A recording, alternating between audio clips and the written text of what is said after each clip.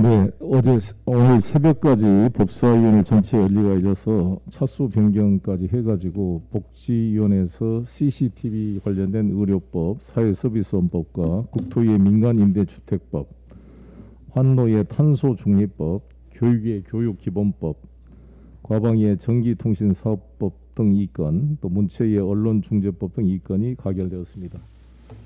새벽 4시까지 이렇게 수고하신 법사위원 여러분께 감사드립니다. 최근 이제 논란이 됐던 CCTV법이 이제 통과가 됐는데, 이 CCTV법에 여러 가지 그게 이제 환자들의 권익을 보호하면서도 남용을 하지 않도록 또 의사들을 보호할 수 있는 장치를 함께 만들어서 잘 운영할 수 있도록 하겠다는 말씀을 드리겠고요. 언론중재법은 우리 야당 의원들께서 좀 참여해서 같이 깊게 논의하면 될 문제인데 이것을 실제보다 부풀려진 면이 많습니다. 제가 계속 강조하듯이 우리 언론의 자유와 정당한 취재는 저희들이 일관되게 보호하고 뒷받침해 갈 것입니다. 이게 징벌적 손해배상 제도라는 것이 우리나라의 다른 법에도 한 20여 건이 유사 그런 입법례가 있을 뿐만 아니라 영미법, 특히 미국 같은 경우는 훨씬 높은 징벌적 손해배상을 하고 있습니다. 저희가 이번에 언론중재법을 만들게 된 것은 아시다시피 여러 가지 언론에 대한 피해 사례에 대한 구제를 마련하기 위한 것이지 언론재간물리기법이 아니라는 말씀을 드리고, 여러 가지의 언론 단체들을 우리 윤호중 원내대표께서도 만나고 우리 문체위에서도 만나서 많이 수정을 했습니다. 아시다시피 주요 정치 경제 권력의 담당자들은 징벌적 손해배상 대상에서 제외를 시켰을 뿐만 아니라 입증 책임도 상당히 원칙적으로 주장자 갖도록 만들었고, 연락무지 청구만 하면은 중재의 결정 나기도 전에 태그를 붙이는 행위는 삭제하는 것으로 했습니다. 많이 보완이 됐고, 이게 또 계속 제가 강조하듯이 대통령 선거와는 상관없이 내년 4월부터 시행되는 것입니다. 이것을 저희 민주당이 정치적 목적으로 한 것이 아니라 언론에 대한 피해 구제, 가짜 뉴스 피해 구제에 관한 것입니다. 왜 유튜브를 뺐냐 이렇게 얘기하는데, 유튜브는 언론기관이 아닙니다. 언론기관이 아니기 때문에 전기통신사업법에서 개정안이 제출돼서 지금 상임위 논의 중이기 때문에 야당이 적극 협력해서 빨리 이 전기통신사업법 개정안이 통과돼서 유튜버들의 가짜 허위뉴스 조작도 같이 통제하도록 하겠다는 말씀을 드리겠습니다. 손해배상이 되도록. 그리고 또 한 번 말씀드릴 것은 우리 언론중재 및 피해 구제 등에 관한 법률에 5조 2항 2호에 따르면 언론 보도 등이 보도가 공공의 이익에 관한 것으로 진실한 것이거나 설령 가짜가 됐다 할지라도 진실하다고 믿는데 정당한 사유가 있는 경우에는 위법성이 인정이 안 되고 면책이 됩니다. 그러니까 우리 기자들께서 뭔 사건을 취재했을 때 취재원한테 전화도 해보고 여러 가지 확인 절차를 거쳤다고 한다면 결과적으로 그게 사실과 틀리더라도 정당한 사유로 인정이 돼서 다 면책해온 것이 우리나라 대법원의 확고한 판례이고 법률 조항에도 이게 명시가 돼 있는 것입니다. 이것도 부족해서 이번 하도 언론인들이 걱정을 해서 이 개정안에 한 번 더 이것을 중복 적용을 해놨습니다. 30조 2항 4항 3호에 따르면 공적 관심사와 관련된 사항으로 제4호 3항에 따른 언론의 사회적 책임을 수행하는 데 필요하다고 인정되는 언론 보도는 이 적용 대상에서 제외하도록 되어 있음으로써 포괄적으로 예외 조항을 규정해 놓고 있는 것입니다. 따라서 우리 언론인들이 걱정하는 남용 가능성은 거의 없다고, 너무 과할 정도로 두 번에 걸쳐서 중복으로 이 규정을 만들어 놨다는 말씀을 드리겠습니다. 그런데 이걸 하면 다 이 언론 보도도 보면은 사실 우리가 언론의 자유라는 것은 5천만 국민이 다 말할 수 있는 자유를 의미한 것이지 언론 자본을 가진 언론 기관만의 자유는 아닐 것입니다. 왜 폭행 일반 307조 1항 2항에 형법상 명예훼손죄가 있는데 중복 규정을 하느냐 이런 말씀을 합니다만, 사실을 적시한 명예훼손죄는 저희들이 이제 개정하는 법안 현재 제출돼 있을 뿐만 아니라 형법 307조 1항 2항의 명예훼손죄는 일반 개인들 간의 카톡이라든지 다중이 모인 사실에서 상대방을 명예훼손했을 때의 적용되는 법인 것이고, 막강한 영향력을 가지고 있는 언론기관이 하는 보도는 이와 비교될 수 없는 행위가 되기 때문에 특별 규정이 필요한 것입니다. 예를 들어서 형법에 폭행죄, 협박죄가 있음에도 불구하고 왜 폭력행위 등 처벌에 관한 법률이 있습니까? 폭력행위 등하는 처벌의 법에 따르면은 집단적이고 상습적으로 위험한 흉기나 무기를 가지고 협박 폭행하는 경우에는 일반 주먹으로 폭행하는 것과 말로 협박하는 것과는 비교할 수 없는 위험을 초래하기 때문에 폭처법이라는 특별법을 만들어서 2년 이상의 징역형에 처하도록 중과를 하고 있는 것입니다. 경제사범도 배임, 횡령, 공갈죄가 다 형법에 규정되어 있지만 특정 경제 가중 처벌 등에 관한 법률을 만들어서 배임, 횡령의 액수가 5억 이상인 경우는 3년 이상의 징역에 처하도록 되어 있고 50억 원이 넘는 경우에는 5년 이상 및 무기징역에 처하도록 특정 경제 가중 처벌법을 규정하고 있는 것입니다. 마찬가지로 일반 개인이 그냥 동창회 앞에 가서 누구를 공개적으로 모욕하는 이러한 명예훼손죄와는 비교가 안 되는 이 엄청난 서버와 이 언론이라는 이 무의를 갖는 강력한 조직이 일면 톱으로 한 개인과 세사 기업인을 충분한 사실관계를 확인하지 않고 허위 사실을 보도했을 경우에 그 회사가 망해버린다든지 한 사람을 자살하게 만든다든지 아예 사회적 생명을 파괴하는 엄청난 결과가 오게 되는 것입니다. 따라서 이거를 당연히 모든 언론인들이 열심히 하고 계시겠지만 좀 더 긴장해서 사실관계를 확인하라는 것이죠. 취재원을 보호 못한다? 취재원은 필요하면은 다 이것을 가지고 만약에 취재원이 분명히 익명의 취재원이 있음에도 불구하고 이를 가지고 허위사실 유포로 만약에 소를 제기했다 그러면 재판 과정에서 수명 법관과 증거 보존 절차를 통해 비공개로 비밀리에 판사 앞에 증인을 불러다가 충분히 해명할 수 있는 기회가 법적으로 보장되어 있습니다. 제가 이런 이야기를 필리버스터에 하려고 합니다. 그래서 저는 필리버스터를 환영하고 야당이 빨리 필리버스터를 신청을 해서 제가 우리 국민 여러분께 소상하게 편집되지 않는 이 입법의 취지를 잘 설명드리도록 하겠습니다. 그리고 야당 원들께서도 밤을 새워서라도 필리버스터 하십시오. 쭉 이야기를 하시고 국민들이 언론사에서 편집된 이야기가 아니라 살아있는 생방송으로 우리 국민 여러분들께서 민주당의 주장이 맞는지 야당의 주장이 맞는지 비교할 수 있도록 국민들에게 선택권을 돌려줄 수 있도록 필리버스터를 환영하고 해주실 것을 부탁을 드립니다. 이상입니다. 네, 다음은 윤호중 원내대표의 발언이 있겠습니다.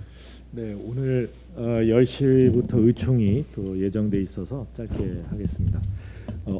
어제 그리고 오늘 새벽에 걸쳐서 법사위가 민생 개혁 법안들을 통과시킴으로써 주요 법안들이 이제 본회의 처리를 눈앞에 두고 있습니다. 지난 17일부터 열흘이 안 되는 짧은 기간이지만 우리 당이 중점적으로 추진해왔던 주요 법안들이 모두 그 처리를 눈앞에 두고 있는 것입니다. 군 성범죄를 민간으로 이양하는 군사법원법 개정은 군의 폐쇄성을 극복하는 군사법 체계의 개혁 계기가 될 것이라고 보이고 있고요.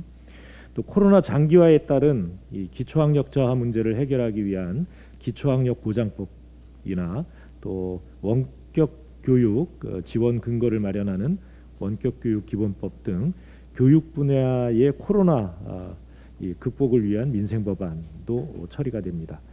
또 돌봄의 공공성을 강화하는 사회서비스원법, 선도국가 대한민국을 뒷받침할 탄소중립기본법, 또 의료사고와 불법 의료행위 방지를 위한 수술실 CCTV 설치법, 이런 법들이 모두 처리가 되었습니다.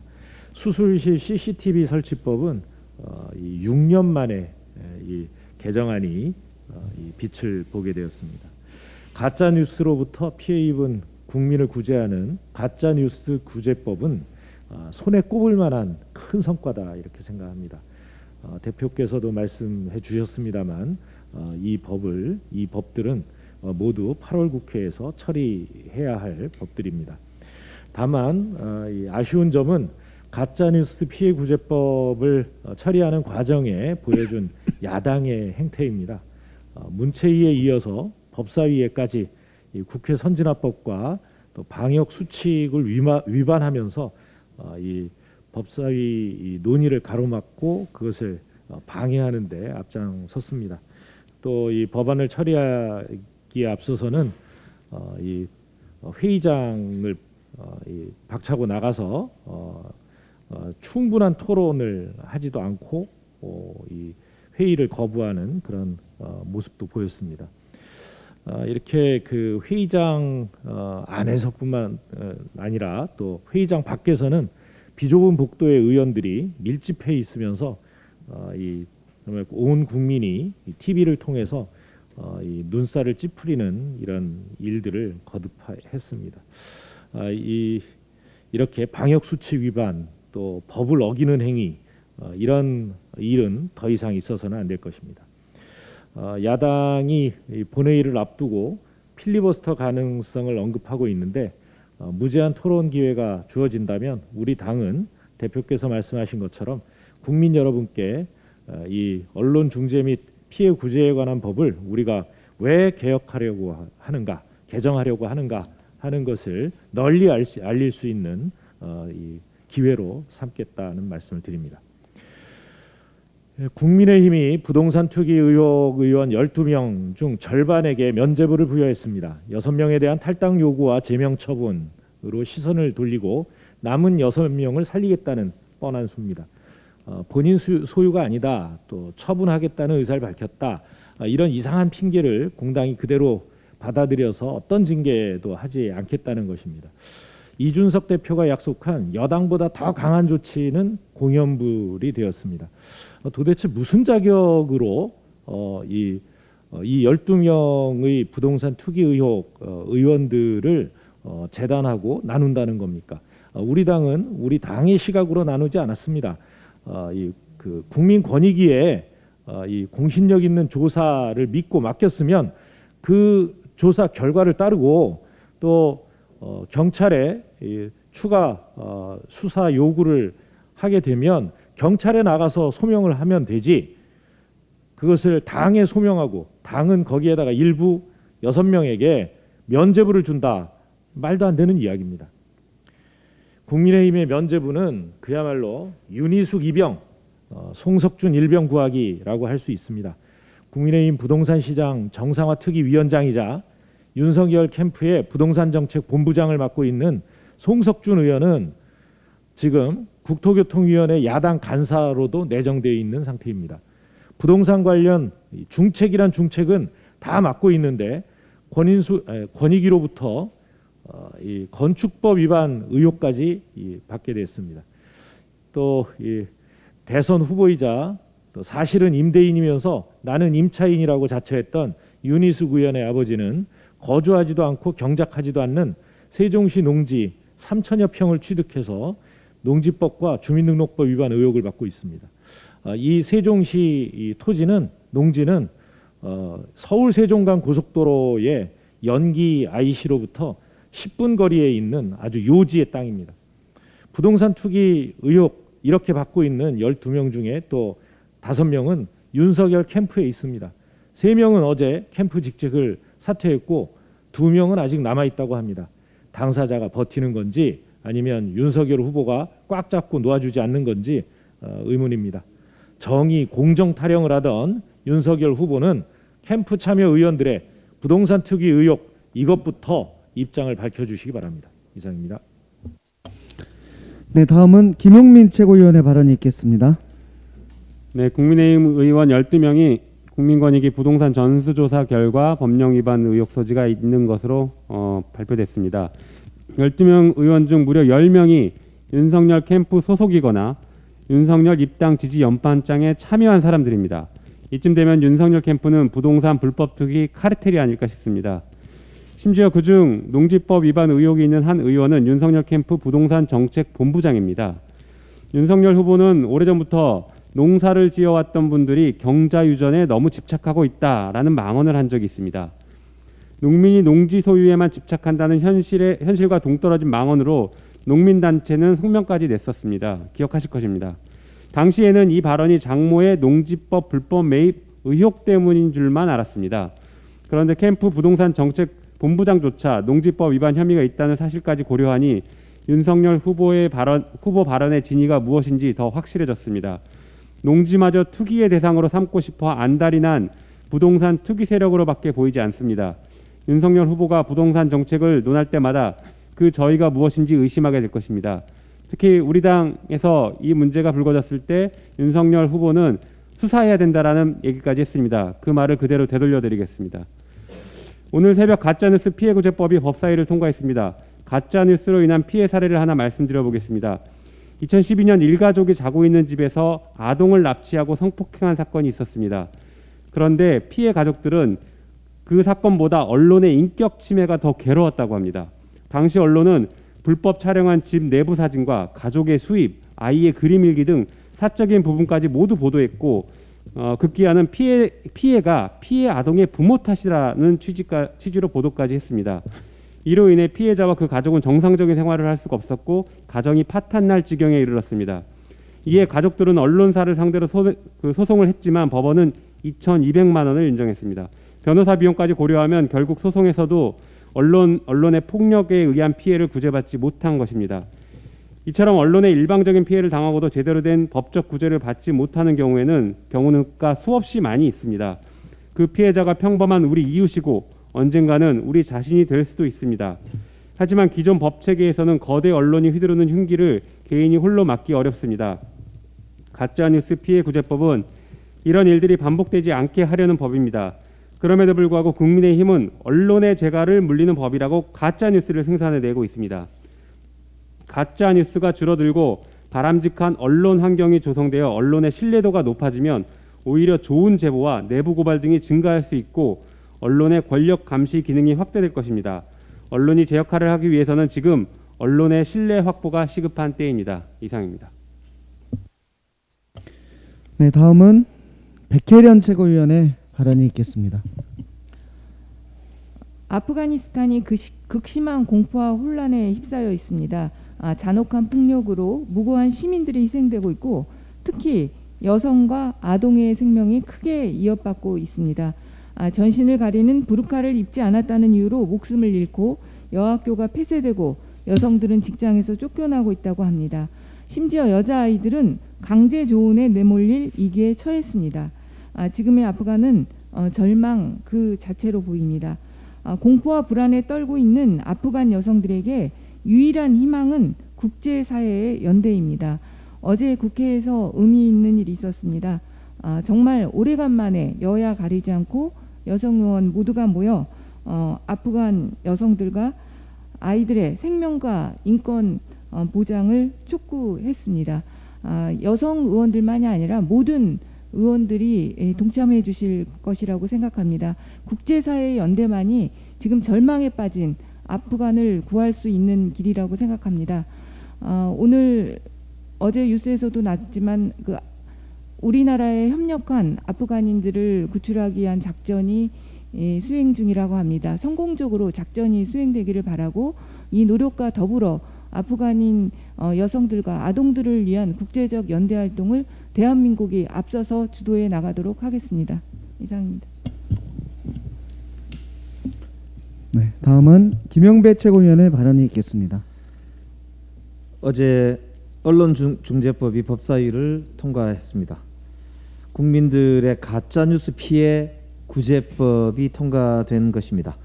그런데 국민의힘은 언론재갈법이라고 하는 황당한 단어를 가지고 국민들을 기만하고 가짜뉴스를 뿌리고 있습니다.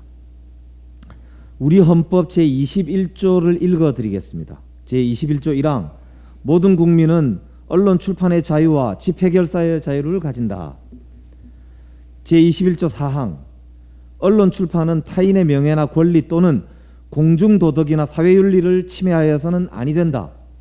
언론 출판이 타인의 명예나 권리를 침해한 때에는 피해자는 이에 대한 피해의 배상을 청구할 수 있다. 명확하게 우리 헌법은 언론의 자유를 규정하면서 동시에 언론의 책임과 언론에 의해서 피해를 입은 사람의 권리에 대해서 규정하고 있습니다. 언론중재법은 우리나라 대한민국 헌법의 이 국민들의 피해 구제 정신에 따라서 만들어진 법인 것입니다. 그리고 2004년 이후에 17년 만에 큰 폭으로 손질을 하게 되는 그런 역사적인 의미가 있는 법입니다. 2004년과 지금은 온라인상의 큰 변화가 있고 전 세계가 초연결 사회로 발전했습니다. 그리고 미국이나 외국에는 이런 초연결 사회에 맞게 잊혀질 권리라고 하는 그런 권리에 대한 논쟁도 벌어지고 있다고 합니다. 그리고 징벌적 손해배상 제도는 미국의 아주 중요한 그런 국민 권리를 보호하는 법 중에 하나로 통용되고 있습니다. 그런 점에서 국민의힘의 지금의 행태는 전형적인 무책임 민생개혁 발목 잡기에 불과하다 이렇게 말씀드리겠습니다. 특별히 원래는 오늘 법사위원회의 개혁을 전제로 해서 법사위원장과 상임위원장을 새로 선출하는 그런 여야 간의 합의가 이행되기로 했던 그런 날입니다.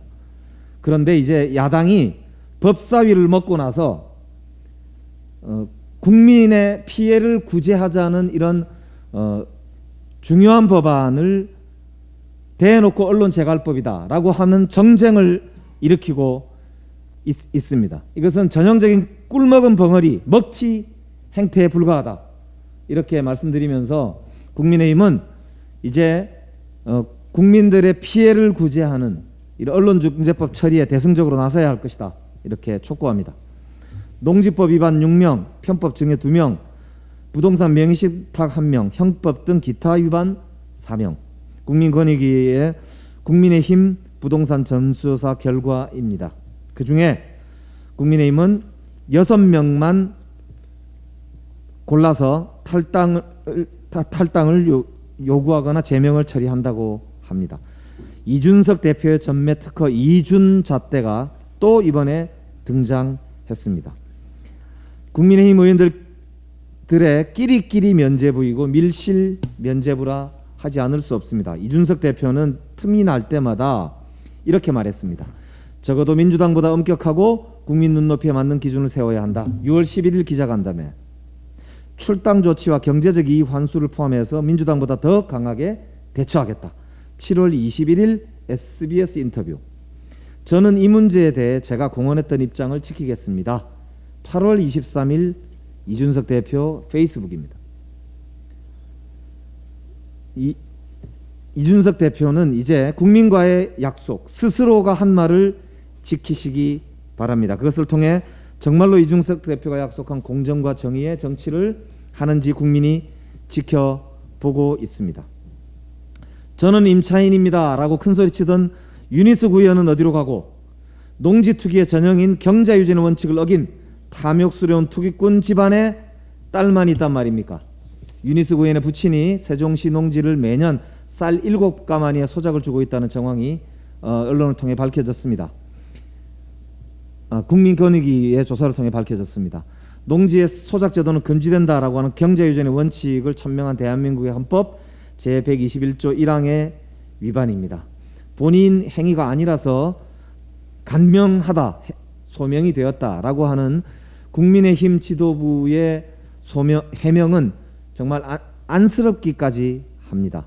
윤희숙 의원은 자신이 여당 의원 가족의 토지 매입 경위에 대해서 여권 비리라고 주장했던 3월 13일 자신의 페이스북 글부터 지우고 자신의 말씀을 주장하시기 바랍니다.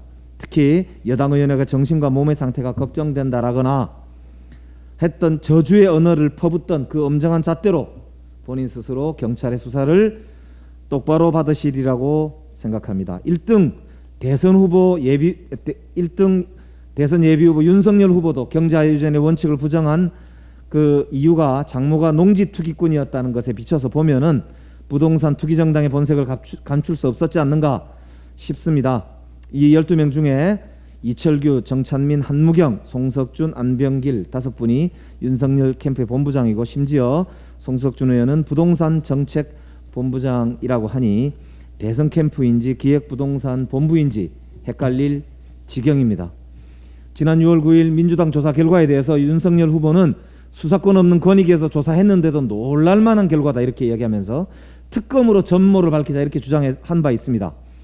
더불어서 부동산 투기는 망국적 범죄라면서 네 편 내 편 가리지 않고 엄벌되는 것을 만천하에 보여줘야 된다 이렇게 공언한 바 있습니다. 이제 윤석열 후보 실천의 시간입니다. 본인 투기 캠프의 수장 윤석열 후보의 엄정하고 단호한 조치를 기대하겠습니다. 여야를 막론하고 모든 대권 후보와 그의 가족들이 부동산 검증을 받아야 한다라고 발언한 홍준표 의원의 제안도 환영하는 바입니다.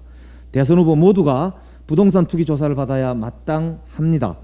여야 대선 후보 모두 한자리에 모여서 권익위의 조사를 의뢰할 것을 공개적으로 제안드립니다. 각 당 대선 후보들의 용단을 기대합니다. 이상입니다. 네, 다음은 전해숙 최고위원의 발언이 있겠습니다. 중앙방역대책본부 발표에 따르면 최근 일주일 동안 신규 확진자들을 조사한 결과 델타 변이 바이러스 감염자가 89.6%에 달했습니다. 특히 델타 변이 감염자들이 감염 초기 바이러스 배출량은 기존 바이러스 감염자보다 무려 300배나 많은 걸로 조사됐습니다. 델타 변이 바이러스 위력이 구체적으로 입증됐습니다. 방역 수칙 준수는 국민의 안전과 생명을 지키는 중요한 일이라는 것이 증명된 것입니다.